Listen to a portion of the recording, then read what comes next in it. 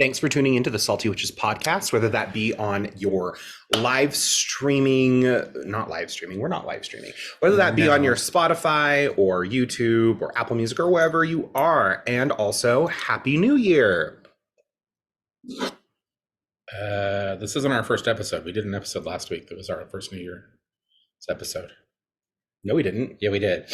And I was like, how have you been? I feel like I haven't seen you for a year. You were like, that was a lame dad joke, Mike. You suck. I hate you. And then I died a little bit inside, but I try not to show it because I know that my tears just excite you. Tonight, we have a couple of questions. I almost said questions. We also have a couple of questions. Sound like my mama over there. Well, you know, you're maybe I'm channeling your mama. She is right over there on the altar. That is a terrifying thought, actually. She's a lovely woman. Thank you. Oh, no. I'm not trying to say anything against your mama. Just I'm thinking like me channeling the spirit of an old woman like that. An old Southern woman. I'm already a lot for people to deal with.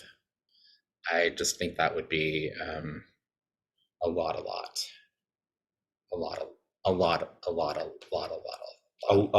An axolotl. An axolotl. All right. So the first thing really is the first thing I want to say actually to this, Saltine, is I apologize. You contacted us actually just this morning because in last week's episode, we were like, why does nobody email us? We set up this email address, blah, blah, blah, blah, blah. And so you messaged us via YouTube and you were like, oh, actually, I emailed you with that email address and no one ever got back to me. And so I want to apologize to you, Saltine. I'm blaming Austin. That is totally my fault. I did not see it come through. Mike showed me the message. Showed me your message. I looked through my Gmail. It's not there. So I don't know if maybe it got thrown into spam or what. So what is the email address? The email address for the Salty Witches podcast is thesaltywitchespodcast@gmail.com. So if you just sent it to saltywitchespodcast@gmail.com, I don't know who got your email, but it was not us. But if you did send it to thesaltywitchespodcast@gmail.com, then I'm so sorry. It may have slipped through things. I don't know, but I did not receive it. It is not in my thing, and I have not gone through and deleted emails in my account. So I think about that sometimes, like with some of the communications that we have with our students and clients and each other, and some of the very very occult nature of some of what we talk about. That I think about that sometimes. I think like, what if I sent this to the wrong person? And then you just get like this angry or fearful email back from some random person like, you're a devil worshiper. Actually, so that happened one time. I had a student in one of my classes whose name was Seth. Mm-hmm. And I was sending like notes and stuff. He was a private student of mine, to a certain email, and he kept saying, oh, I'm not getting them. And I was like, oh, well, I don't know what to tell you. Well, all the emails I had sent were sent to my old voice teacher, whose name was also Seth. And so when Seth's in Utah. Yeah. And so when I actually looked, I was like, oh crap. And so I sent my voice teacher a message and I was like, I'm so sorry. He's like, no, it's actually been really cool. Like, it's very informative. I just didn't know what to say. Oh, so but his response was positive. Yeah. Okay, Dr. Keaton was okay. Really positive. He wasn't Dr. like, Keaton was just like, oh, it wasn't like some like evangelical fool that was like, you're evil and I'm gonna pray for you and you need to accept Jesus into your heart. Exactly. Blah, blah, blah, blah. The dogs. I tell people all the time, I'm like, I have already accepted Jesus into my heart. That is one of the reasons my cholesterol is so high. It's true. Okay, so just so everyone knows, the managers are a little high strung tonight. So you might be seeing Roxy. There's Roxy's face. You're choosing to play tug of war with her while we're doing this, are you? She's just gonna growl. So anyway, we apologize for missing your email. You gave us a quick note here on YouTube today, though, and you were talking about death and the healthcare field. And then you go on to reference that this time of year is particularly bad with COVID and flu. So I guess, unfortunately, because we lost your prior email, Me, I'll take the blame. I have no problem. I have Boy, no problem admitting when I'm wrong, I was- unlike some people. I was trying to avoid a fight. Like, shit. Anyway, so I anyway, threw so the I shit so I at you. apologize for that. Yeah, but again, in answering this question though, I'm not quite sure entirely what you mean by this when we talk about things like life and death and the healthcare field. Like, are we talking about? I guess what I'm asking you is, are you wanting us to discuss or talk a bit more about how we could utilize spiritual and magical work? Say if we were working in the medical industry and we needed some help with that, like maybe just kind of sustaining ourselves, right? Because it's exhausting being a medical person, like depending on your job, right? If you're just some like clerical person sitting on the back end in administration, yeah, you probably don't have it too hard. But but like first responders, nurses in particular, oh my God, I don't know how nurses do it. I don't know how nurses do it either. We have a current dedicant who's a nurse, and I don't know how she does it. I have seen her show up more than once with probably her 6th coffee of the day within the last like several hours, and just an entire look of, oh, hello, just everything is horrible, and I want to set everything on fire. And we love her, and I would support her in anything that she needs. So. Yes. So anyway, so getting back to basically my question to your question is, I'm not quite sure, what do you mean? Because those actually could be fairly broad topics. Yeah. I would love to really talk about that a bit more, but I hesitate a bit because I'm not quite sure specifically what they were looking for in the realm of information. Also, my personal knowledge on the medical industry is really probably not what it should be. I mean, you don't work in the medical industry, so I don't know why that's what I'm saying. Money, why your memory, or never mind, I'm shutting up now. I said my personal knowledge of the medical industry, not my memory. What are you on? Can I have some? We just had dinner. Okay. I'm like, so anyway, but yes, I would love to talk about that. You mentioned also things like COVID and the flu, and we know that we can absolutely use magical work and spiritual work to kind of supplement or to boost mundane efforts. But I will say, I usually try to caution people about going the magical route to deal with something, say like a virus or like the cold or the flu. Just because we have mundane ways to handle that, right? I think particularly as my personal practice has advanced over the years, and I think this happens to most of us, to be honest. I think when we're younger and we're really gung-ho and we're full of a lot of fire and we're learning a whole lot, and we haven't had all of the experiences that we want to have, right? When it comes to these kinds of things, I think that we're usually in a position where we just want to fling magic at everything. But as we grow, as we learn, and as we mature as magical practitioners, we actually usually end up doing magic less. Yeah. As you get older, you're going to find, or I shouldn't say older, but more experienced in your path, you should be doing magic less than you were when you first started. And that, and that's a generalization. I'm sure that there are always exceptions to that. But that's coming from people who do this professionally, which means that we're also doing spell work for other people in addition to ourselves. And I can still say I'm doing magic a lot less these days than I was 20 years ago. I think that that's a sign of not only maturing into your practice, but I think it's a sign of maturing as a person. I agree. We have a tendency, just as we start, and I talked about this in my Spellcraft 101 class last night, how... You taught a class? I did. Oh my God. But I talked about how you need to make sure that even if you are going to throw magic at something, you couple it with mundane things. It's going to go much better if you couple it with that. But also, you need to make sure that, is it just a conversation that needs to be had? Because if it's just a conversation, why do you need to throw magic at it?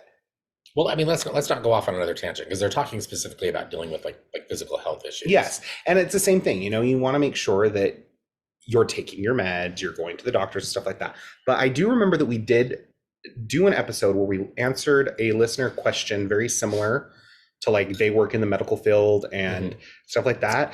So Are you yawning? it's a long day. I'm going to just turn the camera off for a minute. I need to smack you, but I don't want these saltines to watch that kind of violence. Okay. No, come on. It's time. So we've talked about it a little bit, but if you want to send your questions to the salty witches podcast at gmail.com, we will most definitely get those questions answered and up on the next episode. All right. Okay, thank you. And thank you for being patient with us. Yeah, so sorry. So this saltine in particular, we are very human. We are also very powerful witches, but we are also very human. Very human. And very busy. And we drop the ball. Yeah. Okay, next. Okay, let's see. Okay, questions from our friend Jack. Okay. Who I believe we're going to have on the podcast here soon. Oh, sweet. I need to lock in some dates. Anyway. Okay, so they start with, "Hey guys." Hey. Hey. How you doing? What's up with you? Okay, so I got some questions. First question pertains to blood magic. Is the area where you draw blood from likely to affect the working that you do? I teach a class on blood magic, and yes, this is actually one of the things that I talk about in this class. When we look at the concept of animism, and I think that when we talk about animism, particularly as it would relate to our physical being, really any physical being, right? While we identify that every separate, like, sentient being, like me, just me as a person, right? As a man, as a ew, gross! I just hate identifying as a man. Anyway, men are so gross. As a living organism. As a living organism, yes. I have an animistic spirit, right? I have a spirit, right? But within my being, you could say that there are other types of animistic spirits or energies. And so because of that, we see this belief in some practices anyway around blood magic. We see this belief that the area of the body, because of how you associate that area of the body, is going to have kind of its own animistic spirit or intent or drive or just purpose in magic, right? So if I wanted to do sex magic, say, which is going to be the topic we're going to be talking about when we get done with these questions, I might consider actually harvesting or collecting a little bit of blood from my genitals, which is probably going to make a lot of people go ew, but witchcraft. I'm a witch, and I do what I need to do to get the spell done. If you were, say, looking for, trying to think of another example. Say you wanted to move, right? You wanted to do a spell where you were looking at actual physical movement, relocation, and you wanted to utilize blood for that. Harvest some blood from your feet or your lower legs, right? Because you associate your feet and your lower legs with walking, movement, travel, right? So yes, absolutely. Since we're talking about harvesting blood, I want to tell everybody to please, if you're going to try to do this, do some research, do so very carefully, be hygienic. Okay. There are ways to practice blood magic that don't have to involve grossness and potentially horrible infections. Getting like a staph infection as a result of doing a blood magic ritual, that's probably not best practice. Yeah, probably not. Anyway, so yes, pay attention to where you're harvesting the blood from, because that will affect your connection to it in the way that you use it in your spell work. All right, second question pertains to elementals. What are some things to look out for if an elemental is trying to gain your attention? I kind of would like you to answer this one, okay? But they ask, what measures would they resort to? So how would you, yes, I saw the look of fear in your eyes. How would you, oh God, my back is killing me tonight. Oh, jeez. This is bra. Anyway, I'm not wearing a bra, but I probably should be. I want you to answer this one because you've worked over the years with a lot of very primal and draconic kinds of energies. You, as someone who worked very closely with Wicca, you've been affiliated with some high ceremonial magical processes that involve elemental spirits and intelligences. How are elemental spirits likely to behave when we encounter them, particularly when we're doing that with the intent to incorporate them into our spiritual work? That's enough. It's going to depend on the type of elemental, really. Obviously, a fire elemental is going to have probably a little bit more ferocity and tenacity to it than, say, an earth elemental. But if we're just looking at them in general, then it's going to be like a wild animal, really, if we're looking at it. It's kind of like if you're walking through, hi Scout. It's kind of like if you're walking through the forest and all of a sudden you come across a deer, there's going to be that moment of like, oh, hello. And just to be clear, deers are not elementals. Yes, they are not. But that's very similar to what it is like. And so when they do come in contact with you, or you do come in contact with one, it's very animalistic. They're going to talk to you, or not really talk to you, but they're going to try and communicate with you through very primal means. So air elementals are more apt to create, obviously, breezes, carry different scents. Water elementals are usually going to deal with cooling the temperature. Earth elementals are usually going to be very tired, lethargic, very just kind of like down to earth, heavy. And then fire, again, is going to be much more tenacious. It's going to be a lot more active. What about the kinds of just seemingly day-to-day kinds of interactions people might have with elements?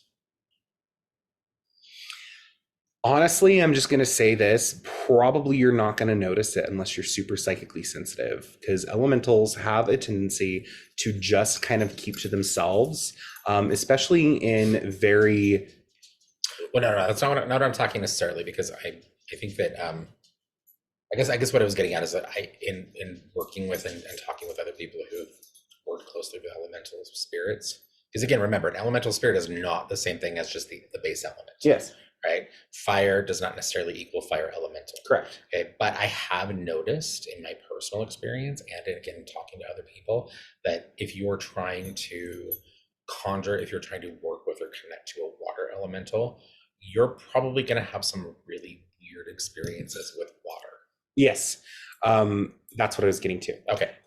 Is you're gonna have different experiences that are going to correlate to that.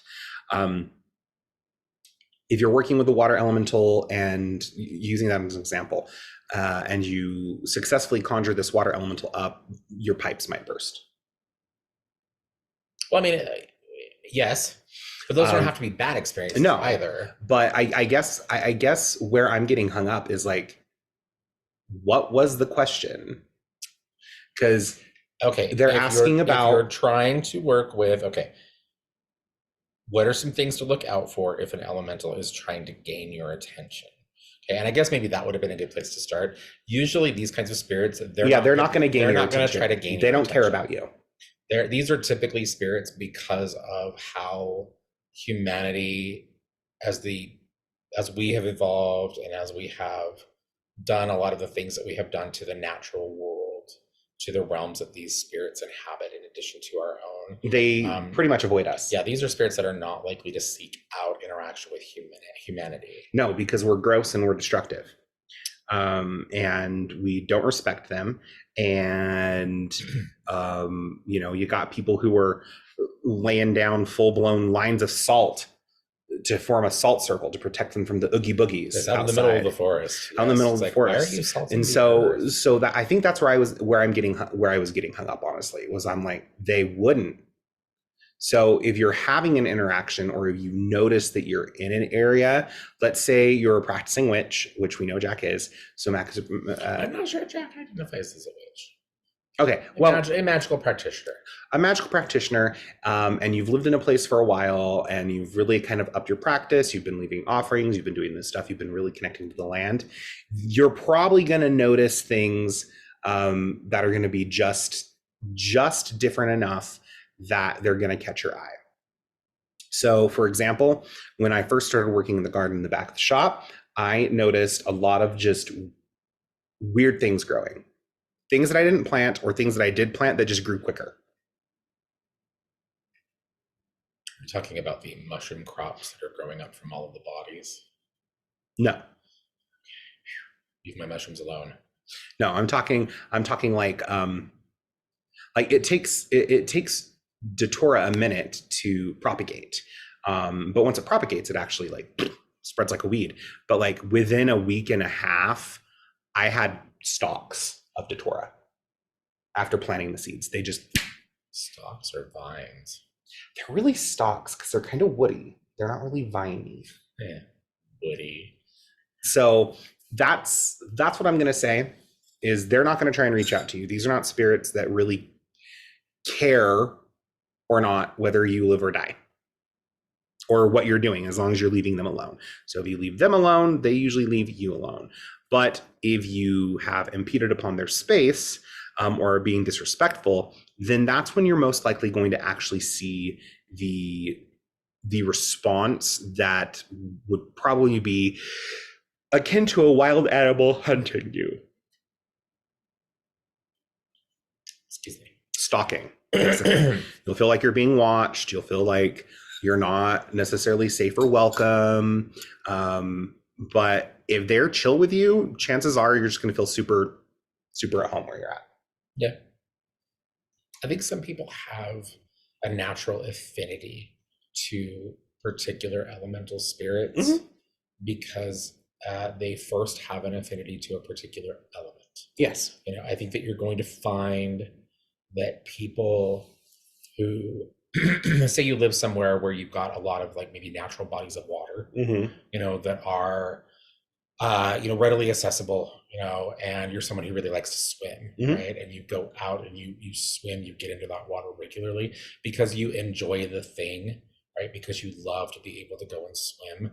In the process then of maybe trying to connect to an elemental spirit around that same area, I think you might find that that could happen a bit more easily. Yes. But only under the circumstances that you actually, while you were out there utilizing the waters, you were swimming, that you were like taking care of that space, right? You weren't littering, you weren't out there like these assholes on their noisy jet skis and shit who have to ruin nature for everyone else, right?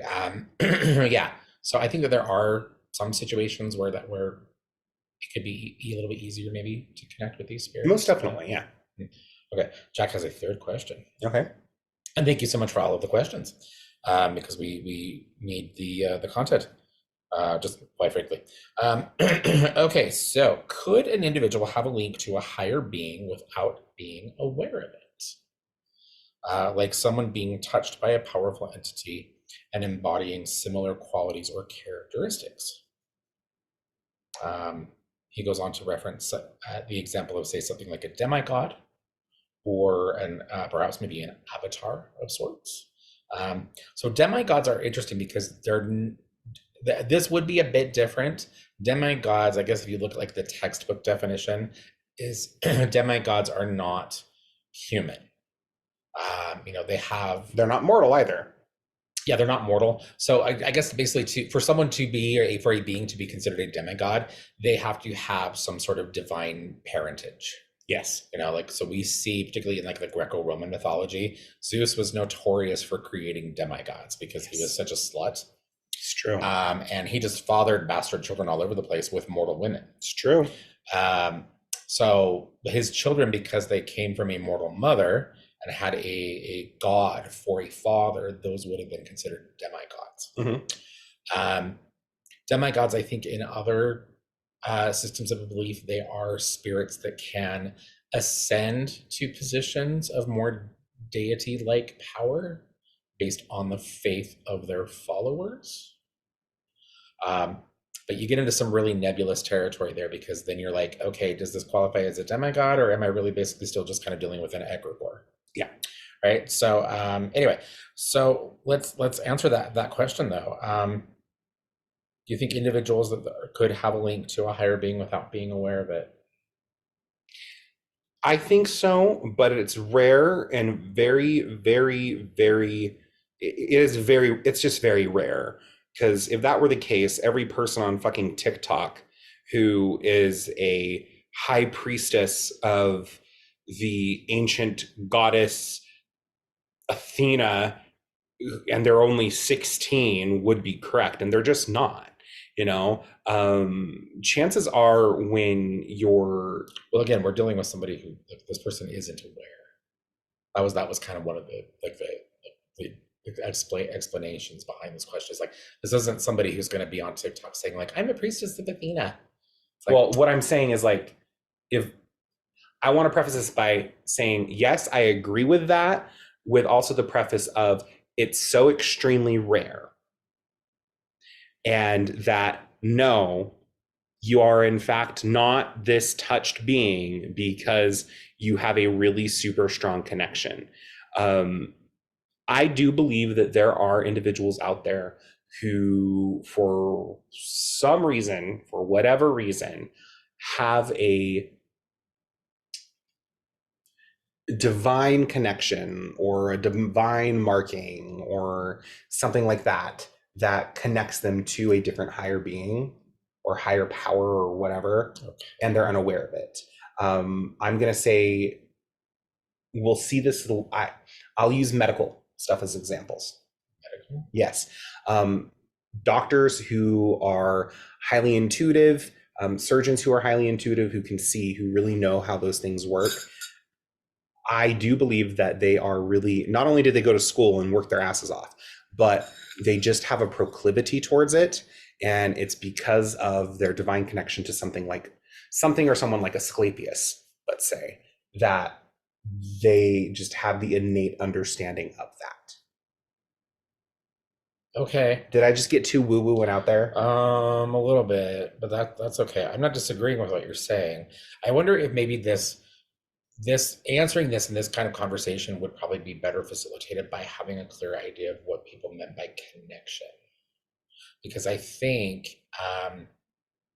well, not think. I mean, this isn't a think. This has been my experience, and this has been a lot of things that I've heard from other people as well. But you've had these interactions as well, where we have somebody who approaches us who is still relatively new to all of this,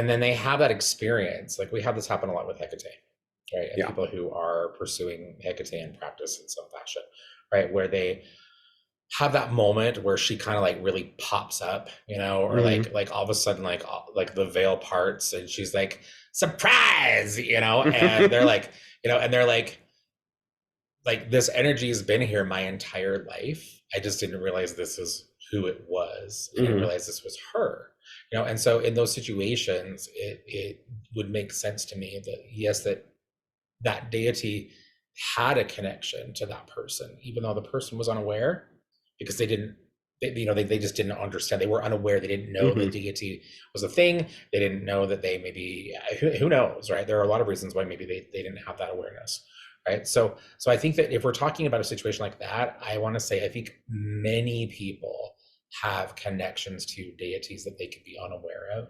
Oh my God, what you're telling me is I got too deep. No, not at all. No, you just kind of went in a different direction with this answer, but what you said was also valid.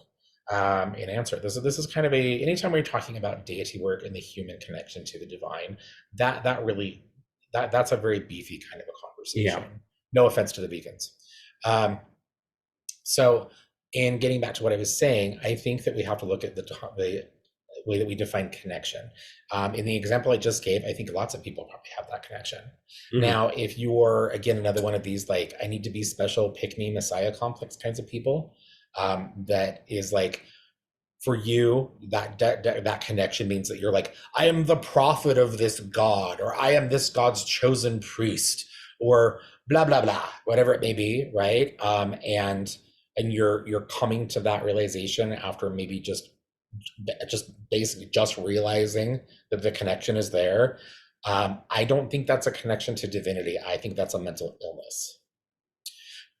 Excuse me. I think that's narcissism. Maybe a bit. Is narcissism a mental illness? Yes, actually. Yeah, I mean, it would have to be classified as such, right?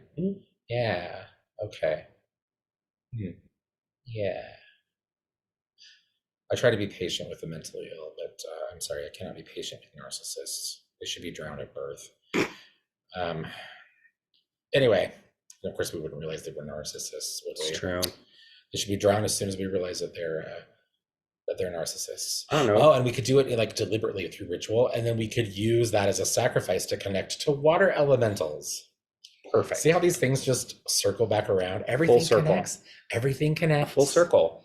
Everything connects. We're not even high right now. No, we're not. All right. So I think we went through questions there. I did have one that came through on my Oh, yes, end. please. Yes, go for it. And it's really pretty.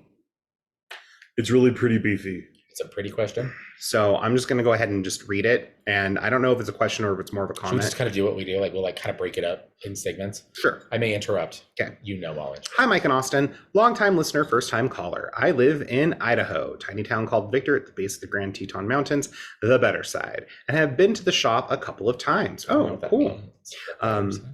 I love everything about it and both of you. Talking shit on light workers is my thing. I was a victim of the impact training craziness in SLC years ago. Paid them so much money just to realize they were a cult and I ran. I'm sorry. Anyway, I've been a solitary practitioner for about 4 years and by no means a pro, but feel confident doing most basic things. I'm a busy small business owner and mother, so solitary is easiest, other than what I include my kids in. Also, there's not a huge or very close community of witches here. The closest is about an hour and a half away, and I do love them and go to their shops often. Here's my question, trying to keep it short. The whole last year I have felt really pulled to find a mentor or class or something. I'm wondering you have any recommendations on finding mentors or other classes, like Awakening the Witch. I don't know how, probably because 2023 was a living hell, addict sister and custody and all this other stuff. Oh, God, I'm sorry. Yeah. Ugh. But I forgot when Awakening the Witch enrollment ended and missed enrollment by like 1 week. I called the shop and actually talked to Austin. I felt so stupid when you said that it ended a week ago. I literally stumbled over my words like a dipshit. I was so looking forward to it because I trust you and it's offered online. Obviously, timing wasn't right, and I'm hopeful to make sure that it's in my goddamn calendar next year. But I would love something that will help me grow and learn more, not a coven. I think that's just not right for me. I like that. But if you have any recommendations on online classes or mentorships, I would love some. I hope this isn't too long and I hope it makes sense. Love the shop. Can't wait to see you guys again. And hopefully you guys can ship. P.S. Your Justice Candle gave the judge for my custody cases this fall, and it was amazing. I'm so grateful for you guys and your podcast. The free education that it is truly invaluable. Warmly, Oh, thank you. that was a lovely email. Thank you so much. That was very sweet. Um, You were so kind. All right. Mentors. Okay. Mentors get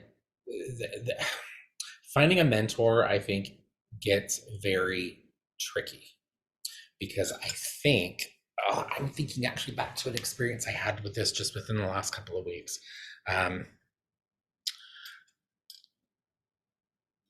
Let's talk about mentors a little bit. I think that in any situation, not just witchcraft and these kinds of things, I think that in any situation, when we find ourselves in a position to seek out a mentor or a teacher of some sort, right? I think that we tend to go into those situations with this belief or this idea that this person is, at least for the purpose of the work that we'll be doing, right? And who they may be, kind of maybe even around that work, right?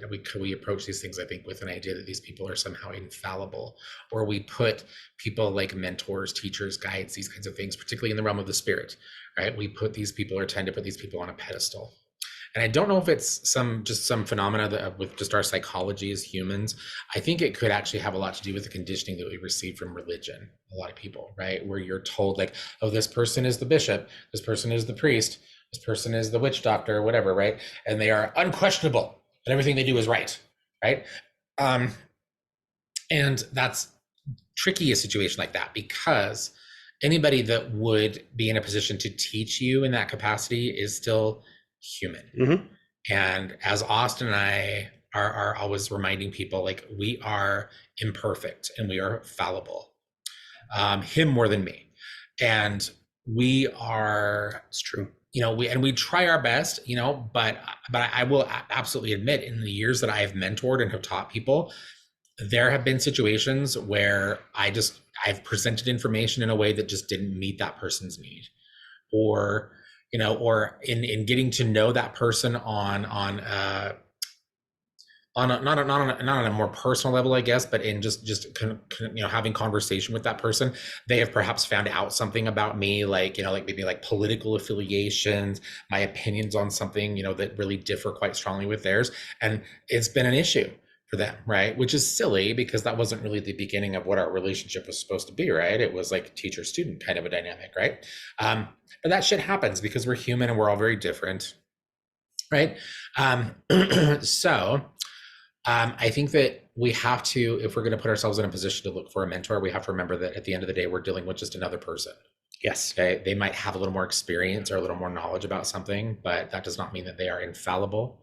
Okay. And that does not mean that just because they're in a position to mentor you today, that doesn't mean that they are someone that should always be the sole person that you go to for your information. Yes.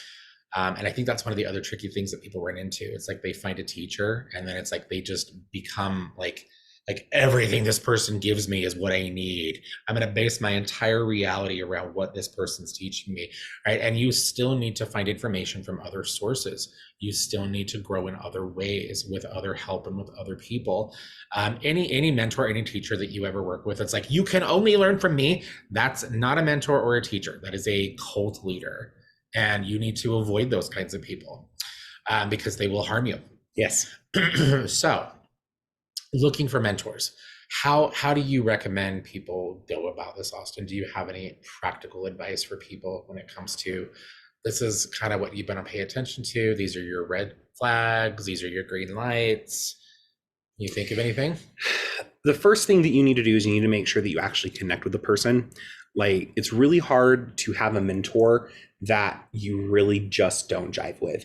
And that's happened several times in my Awakening the Witch course, where someone has taken the class thinking it's going to be one thing or another. And then by week 3, they're like, oh my God, who is this crazy bitch? And what have I gotten myself into? Are students talking to you like that? Yes. Oh my God. And then they usually just leave. I actively had a student say, witchcraft was not what I thought it was going to be, and it's too hard for me. I'm just going to go back to collecting crystals. Okay. And I went, more power to you. Which is also acceptable. Red flags for mentors are exactly what Mike said. You want to avoid people who say that their word is the only thing. Any mentor that tells you to not read a particular book and then doesn't state anything why. Also a red flag. You want to make sure that they are actually practicing what they preach. So I see this a lot on TikTok, actually, where someone is being mentored by one of the big TikTok stars, and they're like constantly under attack. And I'm just like, if the person you're getting mentored from is constantly under attack and things keep getting through their wards and they keep starting shit, that's a red flag. How are they going to teach you to spiritually protect yourself if they can't do it for themselves? You also need to seek a mentor who can actually tell you their lineage. Now, I'm not saying that there needs to be, blah, blah, blah, blah, blah, the white crop, blah, blah, blah, blah. It doesn't need to be that, but you need to be able to have a conversation with them about where they learned things. And if where they learned things was these 3 books, and those are the only 3 books they're giving you reference to actually utilize or go towards and read, and they don't know anything outside of those 3 books, that's also a red flag. That means they've stagnated in their path and they aren't growing, which means that they're no longer a witch. That's another good catch. They might be in a position to mentor or teach, but are they also still in a power process of learning? Yes. Because we never stop learning. Ever. And Austin and I, we teach and mentor a lot. And he and I are both always studying and learning. Okay. I think Scout is snoring. He is. He's precious. I want to strangle him. Well, he's chasing a rabbit with in his love. dream. With love. I love strangling. Oh, puppy. Anyway, so okay. One of the other things that I have found is really helpful. Okay, and if you are dealing with somebody who you want to learn from, is to talk with them, see if you can get them to provide information, contact information, or find another way to network with other people who have learned from this person. Mm-hmm. And I'm not just one or two. I'm seriously like really do your due diligence. When it comes to things you are learning that affect your spiritual path, you do not want to half-ass this research. Okay. I would say if you can find a minimum, connect with at least a minimum of 5 or 6 students. Okay. And students that have worked with that teacher over the course of a few years, right? So each of them has kind of had their own experience, right? And see what the consensus is on that person's teaching, right? And that, again, can be a little tricky because every one of those people that you talk to might not necessarily relay the same kind of experience, right? They can't, right? They're all individuals, and one of them might say, well, he was a little disorganized, but the information was really, really good. Another person might be like, well, he tends to be highly academic, and every time I learned something from him, it sounded like he was lecturing me. But at the end of the day, he gave me something that I could definitely apply to my practice, right? Like pay attention to those things, right? Because just because somebody has a personal, like, oh, I didn't really care for their style, but the information was good, mm-hmm. right? That still counts. That still is an indication of somebody that you could learn from, right? So pay attention to those pieces. One other thing that I find is really helpful is to pay attention to do a little bit of digging into people that are well known already as teachers. And what I mean by that specifically is people who in some capacity, they are out there, and there is public information available out there around what they're creating and what they are presenting as teachers.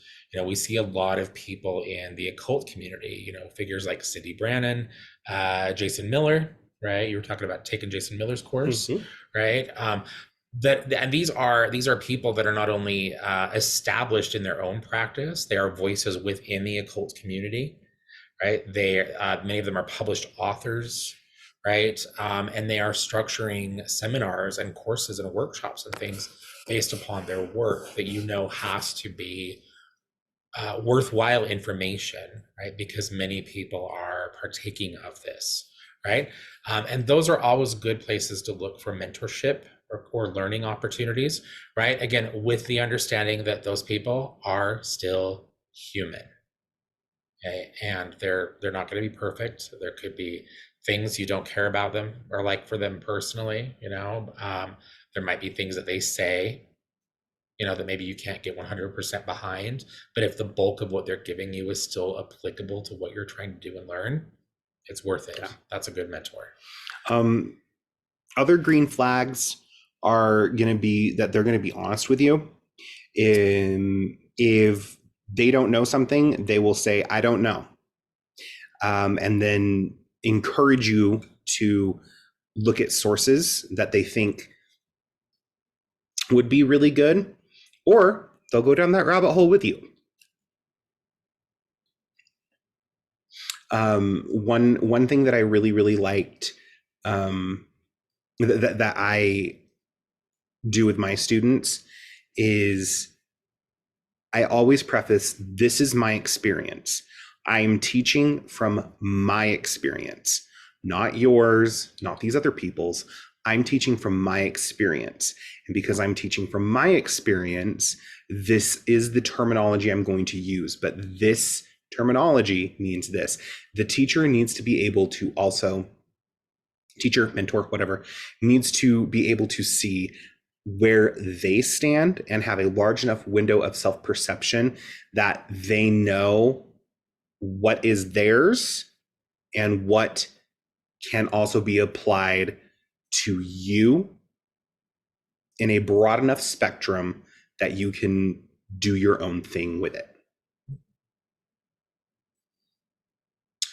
One last note on seeking a mentor or a teacher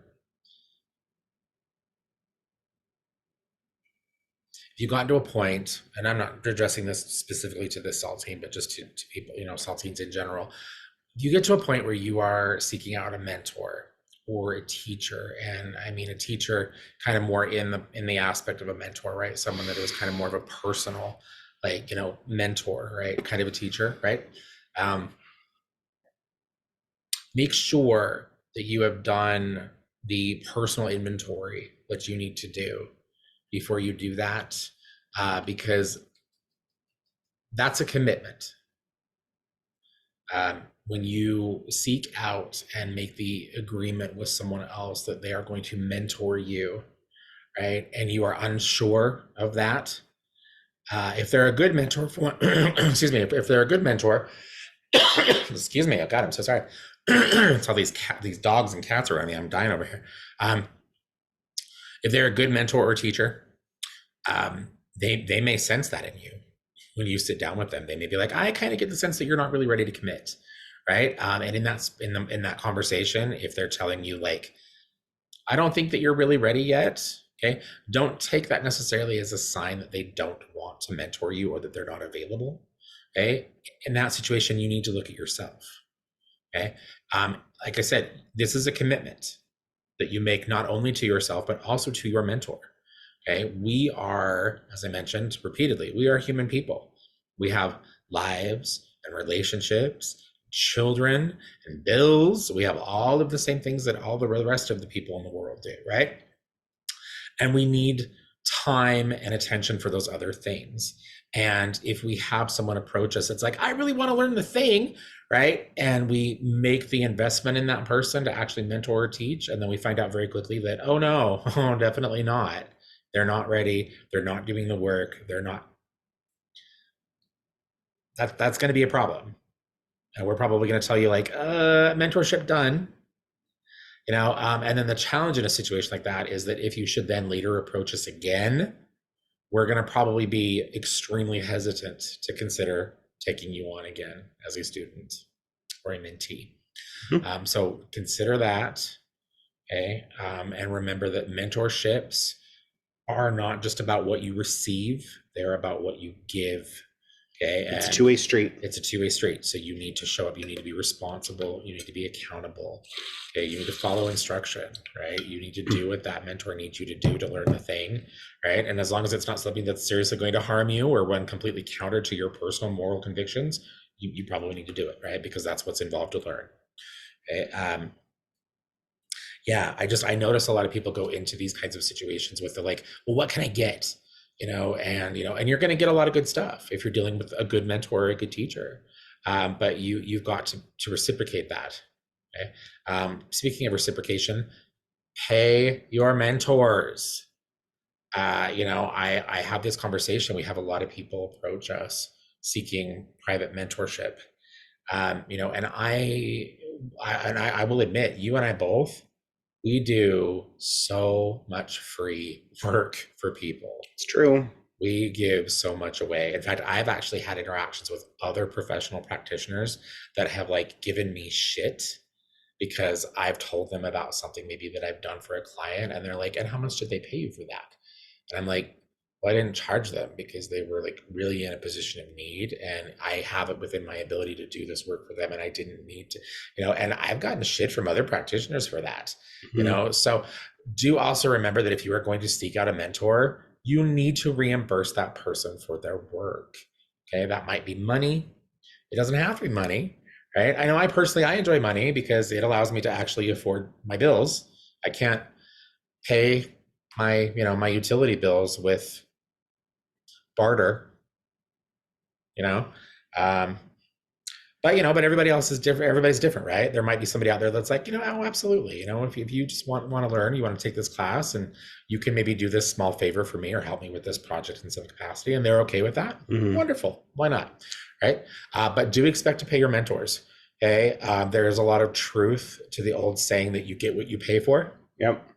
Particularly when it comes to learning. Okay. If you are working with someone who is like, oh, I can teach you all the things, and I'm going to give this all to you for free because I'm an amazing person, right? You're probably not really going to learn anything of value.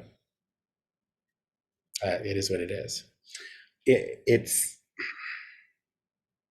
is a very fine line. Don't charge out, like, if you're seeking out a mentor and they're charging you $1,500 a month, that's obscene. Well, depending on what you're learning, maybe not. Well, depending on what you're learning, yes. But if we're just using traditional witchcraft, like just witchcraft in general, sorry, no. Well, and this is another component of how research is important, though, too, right? Like, if you really want to learn something, it's probably a good idea that you do a little bit of digging and find more than one person who teaches the thing. Yeah. Contact them both, see what both of them are maybe likely to charge for service, right? Mm-hmm. What both of them are willing to. I'm so sorry. What they're both charging for lessons, right? And figure what you want to pay is probably an average somewhere of the two. Yeah. On top of that, you want to make sure that you can, I cannot stress this enough, you can actually get verifiable information of their experience. I cannot stress this enough. Well, you talked about that. You talked about vetting them and making sure that I just have to hit it home. And it's so frustrating to me. I had someone who contacted me because they were a Celtic shaman. Celtic, you say? Yes. Like with an S? No, with a C. Oh, you mean Celtic? Yes, because in the Gaelic language, the C is a K sound. But of course, they didn't know that. And they're spending all this money on Celtic shaman training. And I just had to roll my eyes. So somebody who's being taken advantage of horribly. Yes, I just had to roll my eyes, and I was like, okay, whatever. It wasn't worth the fight. Such thing as a Celtic shaman. That is not a real thing. But you also need to understand, going back to also with Mike, how he was saying paying your mentors, that it really is important, because a lot of us do a lot of things for free. And it's not that we are money grubbing, but it takes time and it takes energy out of our lives, out of our personal day, and that needs to be compensated. If you sit down to at a doctor's appointment, you pay the doctor, or your insurance does, whatever. If you sit down, or if you decide to go to college, you have to pay tuition.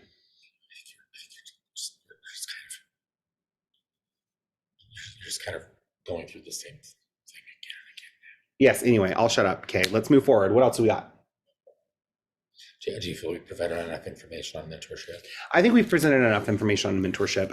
Did we answer that person's question? I do believe so. I also want to say that you can find really good online sources, but anything that you take in form of like a class, take it with a grain of salt. You want to make sure that you take it with a grain of salt and do your own research on top of the class. So, if let's say you did sign up for my Awakening the Witch class, I encourage all my students to do their own form of research. When I go through the process of talking about the Witch Queen and the Witch Lord, I tell everyone. So it's not about taking it with a grain of salt, because taking things with a grain of salt means that you really don't, at the end of the day, you're not really paying them much mind either way. Yes, correct. It's making sure. Are you really tired? I am, actually. Why are we doing this right now? Do you want to just go to sleep and I'll finish? No. Okay. So just make sure that you're also doing your own research on top of the research that your mentor would be doing. Good news, a lot of the classes that are offered at Cat and Cauldron are available online. So if you really... Your classes. My classes. Mainly because even though other people have the ability to do them,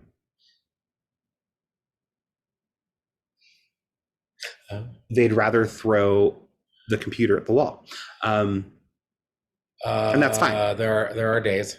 I told you, I have reasons for why I have not been offering a lot of online classes recently. Yes, it's easier for you to set boundaries that way. Well, there's that, but also, okay, so there's this part of me. Guess which part? No, there's part of me in here, in my black, bitter, tiny heart in your chesticles thing, that always kind of keeps in mind that the traditions and the things that we teach, right, that historically these were not things that were just made available for everybody.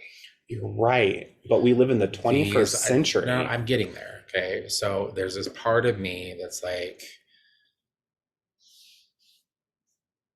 I still, there, I don't know what it is. It feels right to me to be able to meet with smaller groups of people face to face and actually have the exchange, teach the class and do the ritual and do those things. Like, and I know that because of, yes, we are our modern technology time, right? We've expanded that and we're now making a lot of what we do available to others, to broader audiences and people who are not here geographically, right? Or able to attend in person, right? And that's good. That's a good thing, because sometimes those people would have no other opportunity to learn, right?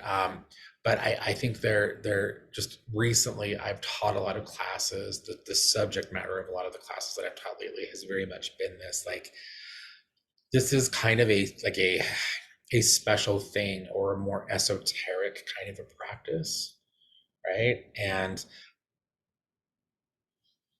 I don't know. That's where I'm at with that. There's a part of me that feels conflict over this, because what we do and what we teach, the information that we share, this is something that absolutely should be made available to everyone. Okay? But having said that, I still, within the core of my being, believe that not everyone is meant to be a witch. I agree with that 100%. And there are a lot of people that get caught up in these things because of the availability of online classes and stuff, that are the dabblers and the people that really are not committed and they don't have the dedication or the discipline to do it. And I think in those situations, that proves to be a bad experience for them, because they get in, they do the thing, they learn just enough to get into trouble. Mm-hmm. And that's usually what happens. And because they didn't actually listen to the entire lesson, now they don't know what to do to get out of trouble. Yeah. Right. Or that's okay. Anyway, so that's kind of why I have not made as many classes available online. Don't give me shit for that. Also because people register last minute, and it's there's that. It's absolutely ridiculous, in my opinion, to register last minute for something. I think recording these at home is not a good thing, because I've noticed that we tend to ramble and take our time.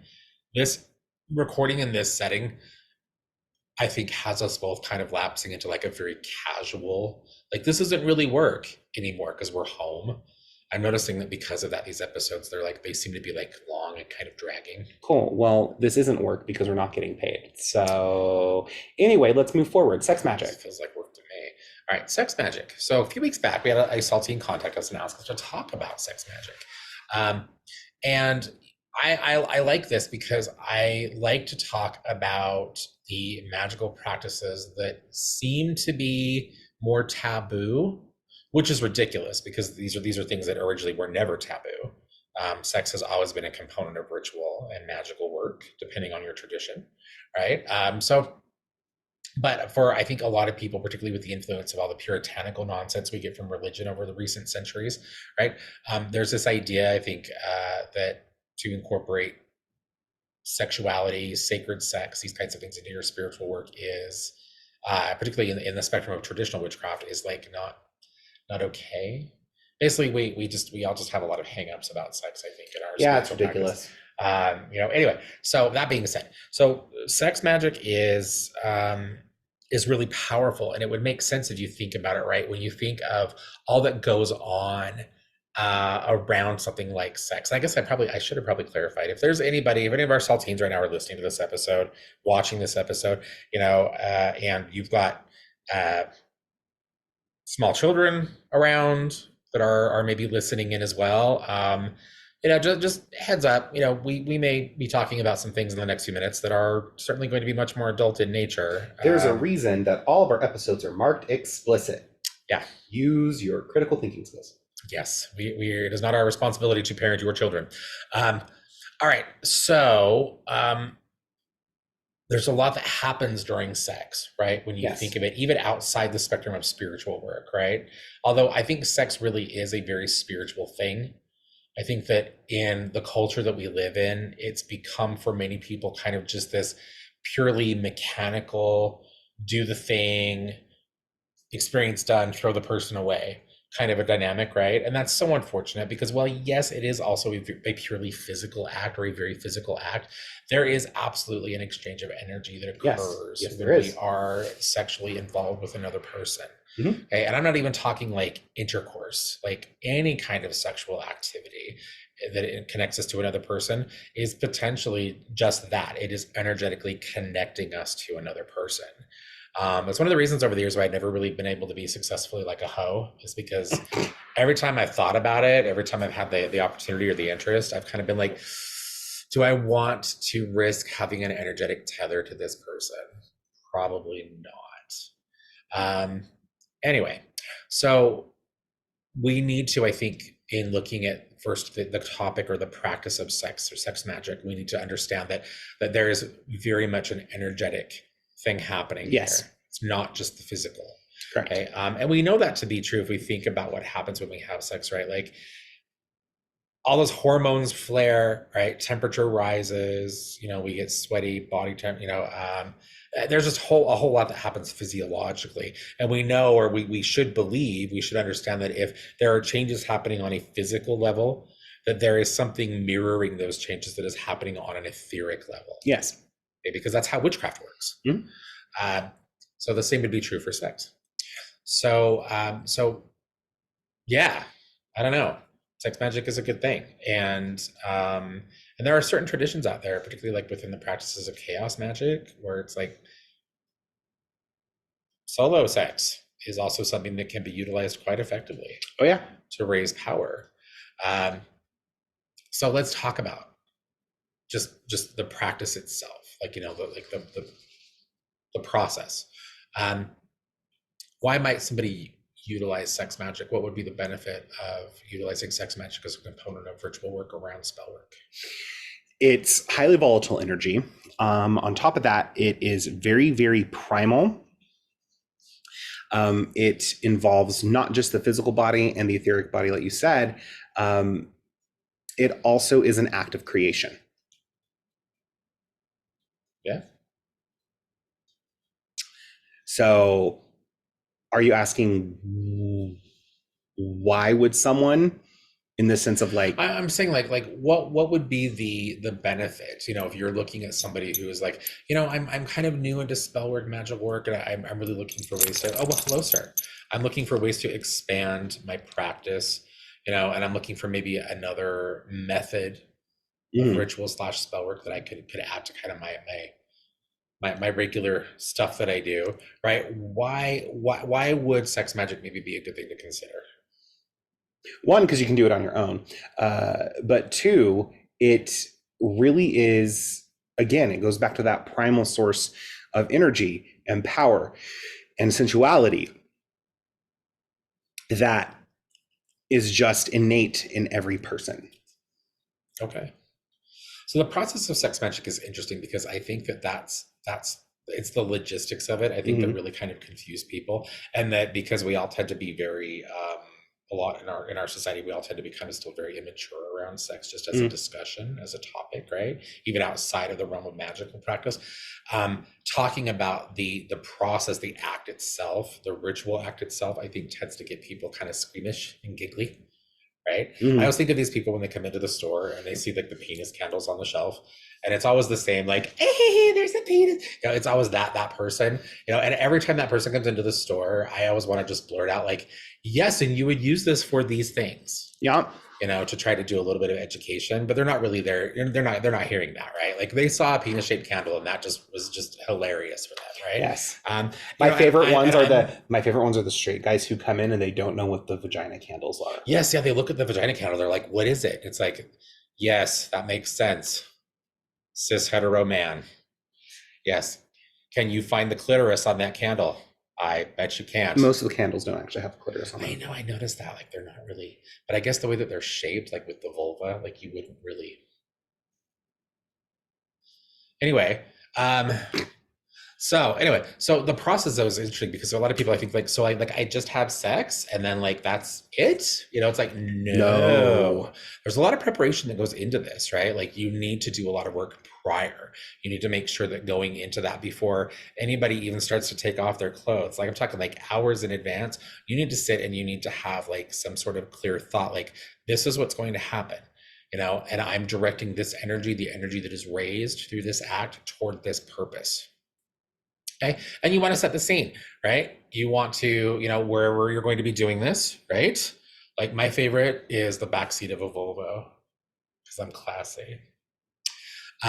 Anyway, sorry, old Mallrats reference. Oh, it wasn't a Volvo, that was a VW, wasn't it? That's what he says. It's like, yeah, the backseat of a VW. I wouldn't do that because they're really tiny. That'd be a very small, like ritual space. Yeah. Anyway, Compact. yes, compact. That's the word. Yes. Yes, compact. Something might be compacted. So you're preparing yourself on an emotional level. Okay, you're also going to be preparing yourself on a physical level before you're going into a sexual working, a sex magic working. Bathe, Yes. wash yourself. Okay, and when you get out of the shower, anoint yourself. Dress yourself with oils and things that not only heighten sexual arousal and make you feel sensual, right? But also things that align to the purpose of what you're doing, you're working for. Okay, you know, if you are doing a working for, let's say, a new job, right? And you're like, I want to employ sex magic as a part of this. See, okay. Yeah. Just kind of weird. I want to utilize sex magic for this, right? It would be good for you to do something to kind of mark, to anoint, to dress yourself with something that was for you a scent that you associated not only with sex and sensuality, but also with prosperity and work, okay, in your career, okay? And do that, and you'll want to have your partner do the same, okay? If you have a partner, right? Whoever it is that's helping you with this, right? Okay. That's probably another good thing to say. Like consent is always sexy. Yes. And if you are working with another person in some capacity to do sex magic, you need to make sure they're on board in every sense. Okay. They need to be just as much a part of that consciously as you are. Okay. You check on him. Yeah. He's fine. Scout, come here, Bubba. Anyway, does he need a potty? I don't think he needs to. They were just out. Anyway, sorry everyone. We have doggos. One of the other drawbacks of recording at home is the zoo is interruptive. Anyway, where was I? Consent. So you're going to get that person, right? You're going to kind of talk about this and you want to be on the same page. You need to sit down with that person and you need to have a discussion around this is the mental image we are going to hold in our minds as we are doing this, right? This is the incantation that we will say, right? As we feel our breath build and our heart rate increase, this is what we will do. This is even down to, as graphic as it may seem, this is the position that we will utilize for this, right? Because this allows us both to be in what we ideally feel is our most projective form, right? It's why I talk with women a lot, and this is always an awkward conversation, but as I've taught things around this topic in past, I always encourage women to be a more active partner in sex magic. I think traditionally, just based on our society, women tend or are taught to be like, well, you're the receptive partner, right? You just lay there and take it. No. If this is your spell, you need to be in control, which means that you're probably needing to be on top so that you can really steer the ship, right? And let's just hope that the ship has an adequately sized mast. No, I sorry. In this situation, I want to say, like, just for the gentlemen who might potentially be tuning in, people who maybe own a penis in some fashion, size really doesn't matter. Okay, not in this situation anyway. Okay, so all y'all size queens out there, the size of your wand does not matter. Go. Exactly, the size of your wand doesn't matter. The size of his wand, their wand, does not matter. Okay, as long as their wand is able to cooperate in some aspect, that's what matters. Okay. Anyway, but I encourage women to kind of like take the more dominant role in these situations. Yeah. Enough of that. Anyway, So you've talked about this. You've set the scene. You've set yourself. You've dressed yourself. You've added other things to the situation, right? Like you've Incense. added incense. Maybe you're burning particular colored candles that are in alignment with what you're trying to achieve around your bed, right? You're doing this on a day like Friday, which is so heavily influenced by Venus, right? Or maybe Tuesday, which is heavily influenced by Mars, right? You're doing all of these things that you would really normally do, I would hope, normally do in your spell work. You're just gearing them around this sexual act that is going to occur, right? In the process of the sex act itself, and we've talked about this on the podcast before, this right here, your physical body, this is your first altar. This is your primary altar. Okay. You can keep other altars, your ancestral altar, your working altar, whatever. Right? This is your first altar and always will be, because this is the physical anchor of your spirit. Okay. But when we utilize sex magic, particularly when we are working with a partner, your altar and their altar become One. the altar. Okay? And everything that you do upon that altar is ultimately what is going to materialize your work. Okay.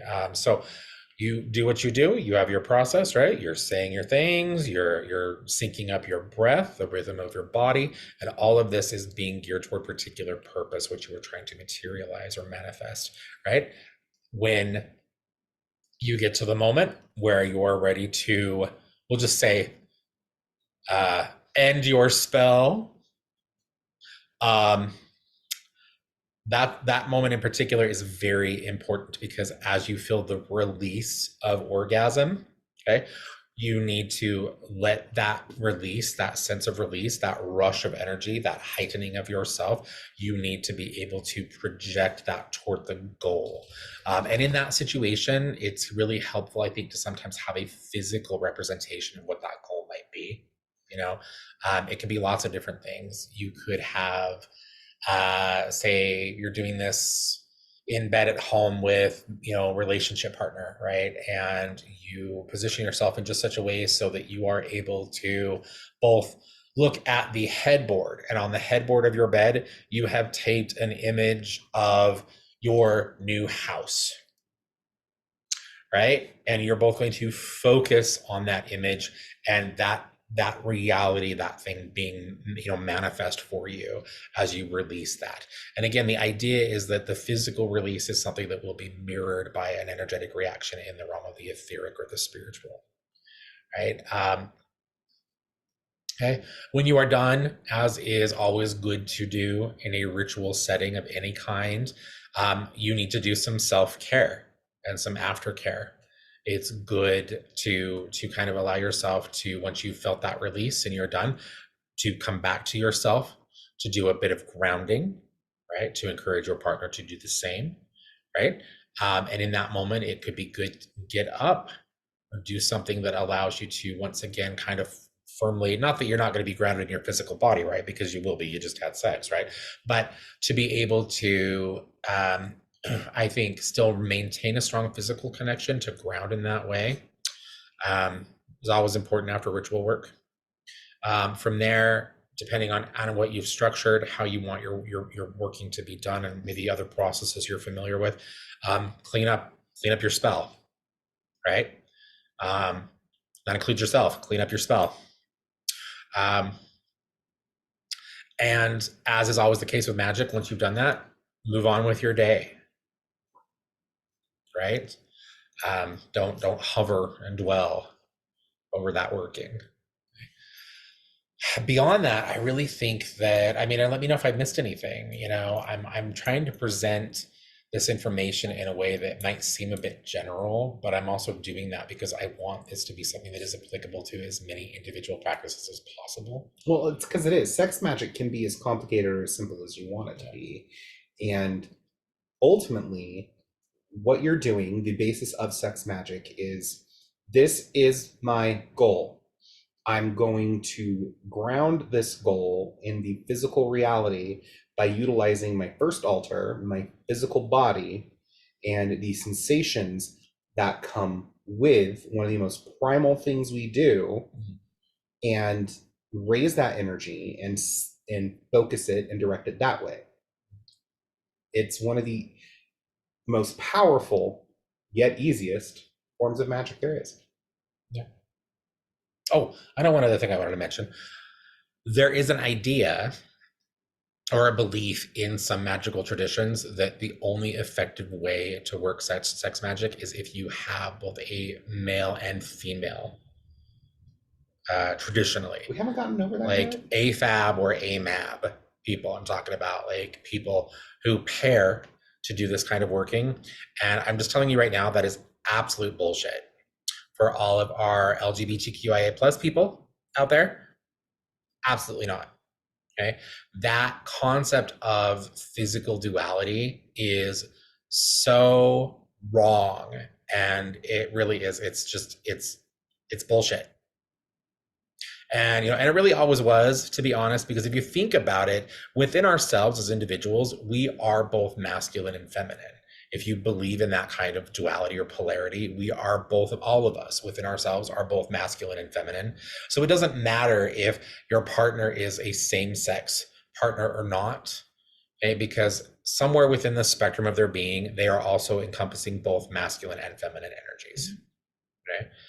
Like, yeah, I don't know. I'm really tired of hearing that. I get that a lot, particularly when we start to talk about like concepts that are related more to like high magical ceremony, like Hyros Gamos, and and things like that, where we see like, oh, the divine connection of the goddess and the god being played out by humans in ritual, where the man takes his athame and inserts it into the woman's chalice. And I'm like, one, barf. Okay. Two, that's not magic. That's pagan theater. Yes. And you're probably not accomplishing much other than making the rest of us feel super uncomfortable. So do remember that, because I know that we have a lot of Rainbow Mafia people who listen to the podcast, and your sex magic, particularly in working with a partner, is just as valid, okay, and will work just as well. Right? So don't get caught up on that.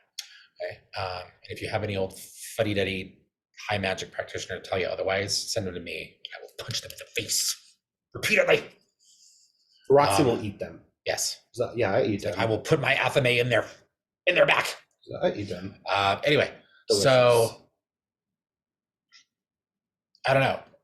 Have we talked about sex magic enough? Yeah, I mean, it's a really simple thing. It really is when you think about it, but I think because, again, it tends to be something that's kind of like taboo, and we tend to be like about anything sex related.